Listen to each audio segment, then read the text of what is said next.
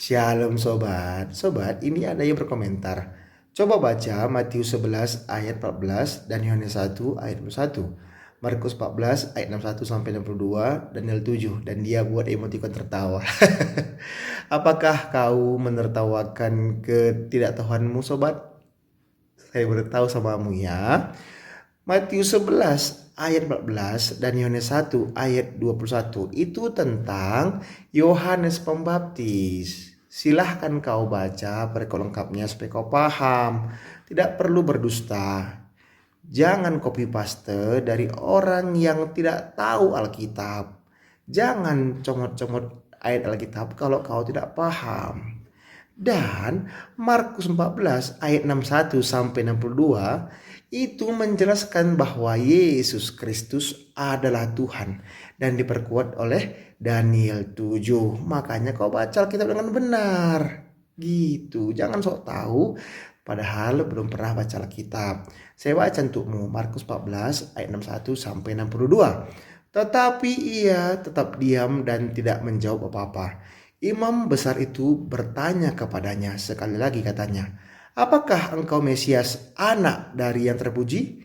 Jawab Yesus, "Akulah dia, dan kamu akan melihat Anak Manusia duduk di sebelah kanan yang Maha Kuasa dan datang di tengah-tengah awan-awan di langit." Ini diperkuat oleh Daniel 7 ayat 13 dan 14. Aku terus melihat dalam penglihatan malam itu, tampak datang dengan awan-awan dari langit seorang seperti anak manusia.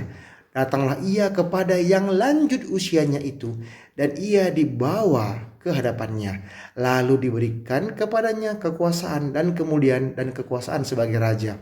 Maka orang-orang dari segala bangsa, suku bangsa, dan bahasa mengabdi kepadanya. Kekuasaannya ialah kekuasaan yang kekal, yang tidak akan lenyap, dan kerajaannya ialah kerajaan yang tidak akan musnah.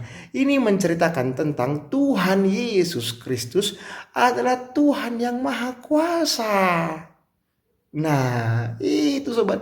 Makanya kau yang perlu baca ayat ini, baca perikel lengkapnya supaya kau paham. Kalau kami orang Kristen paham bahwa Yesus Kristus adalah Tuhan yang datang dari surga ke dunia ini mengambil rupa sebagai manusia untuk menyelamatkan semua orang berdosa yang percaya kepadanya. Sebab upah dosa ialah maut, tetapi karunia Allah ialah hidup yang kekal dalam Kristus Yesus Tuhan kita. Roma 6 ayat 23. Oke sobat, semangat terus baca Alkitab. Terima kasih.